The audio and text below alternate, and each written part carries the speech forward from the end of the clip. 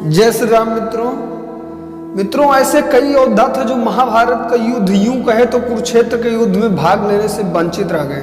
दोस्तों यह भी कह सकते हैं कि श्री कृष्ण के नीति के चलते ही ऐसा हुआ था।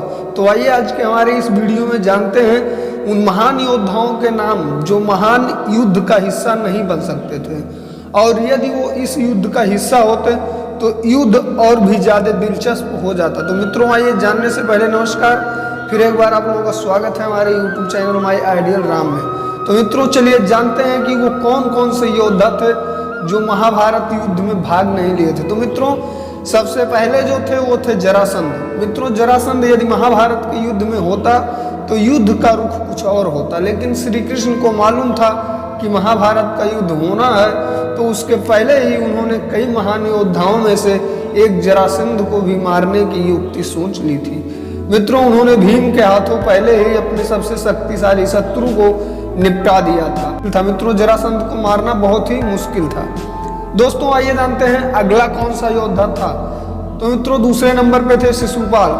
मित्रों जरासंध का खास और श्री कृष्ण की बुआ का लड़का शिशुपाल बहुत ही शक्तिशाली था। श्री कृष्ण ने प्रण किया था कि मैं शिशुपाल के 100 अपमान क्षमा करूंगा, अर्थात उसे सुधारने के लिए मैं 100 मौके दूंगा।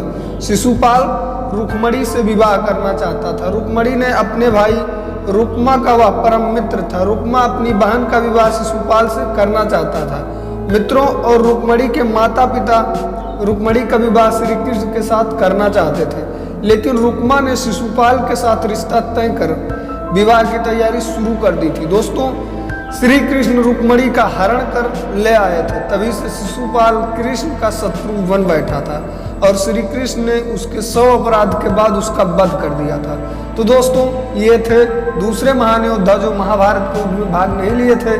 आइए अब जानते हैं अगले महान योद्धा कौन थे। तो दोस्तों तीसरे नंबर पे आते हैं एकलव्य। मित्रों महाभारत काल में प्रयाग के तटवर्ती प्रदेश सुदूर तक फैला श्रृंगवेरपुर राज्य निषाद राज हिरण्यधनु का था।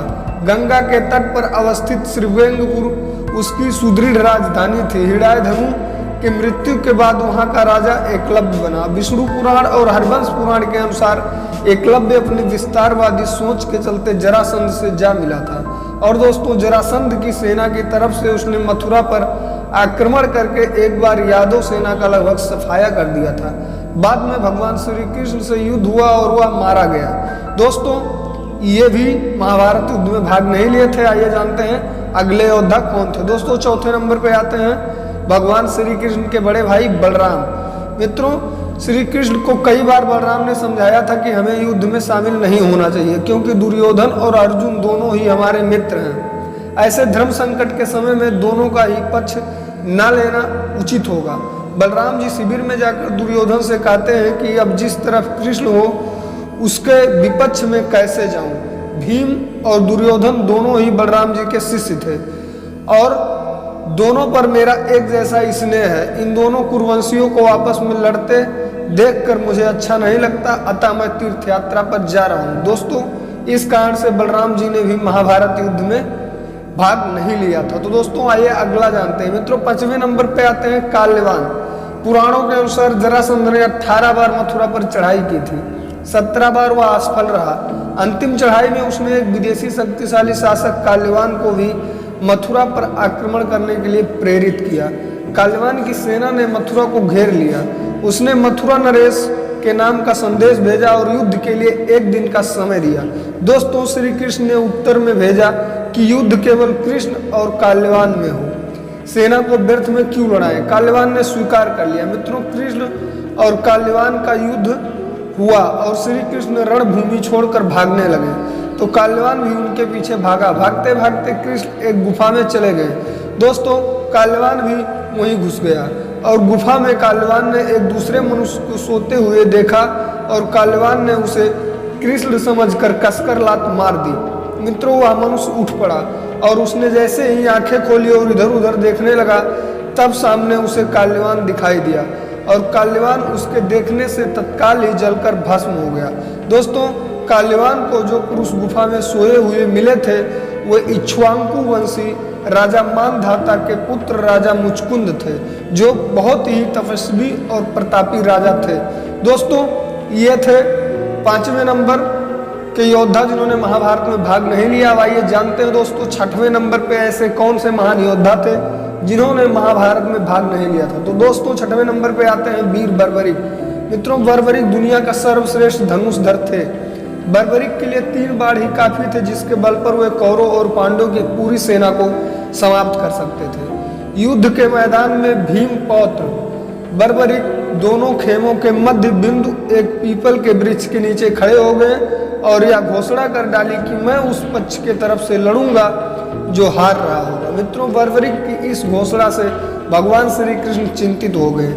तब भगवान श्री कृष्ण ब्राह्मण का वेश बनकर सुबह सुबह बर्बरिक के शिविर के द्वार पर पहुंच गए और दान मांगने लगे। मित्रों बर्बरिक ने कहा मांगो ब्राह्मण क्या चाहिए।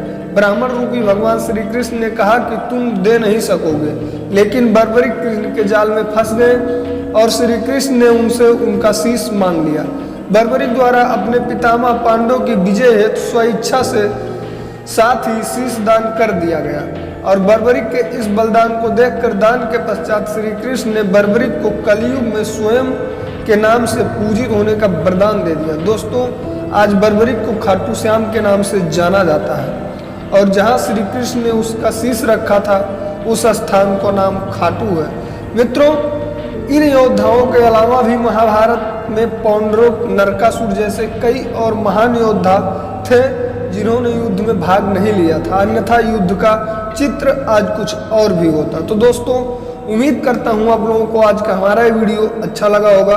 दोस्तों अगर वीडियो आप लोगों को अच्छा लगा हो तो ऐसा ही धार्मिक और आध्यात्मिक वीडियो ज़्यादा से ज़्यादा लोगों तक शेयर करें। आज के लिए बस इतना ही, अब मैं दीजिए इजाज़त। मिलते हैं दोस्तों फिर एक अगले वीडियो के साथ। तब तक के लिए आप सभी को जय श्री राम, जय श्री हरि, हर हर महादेव।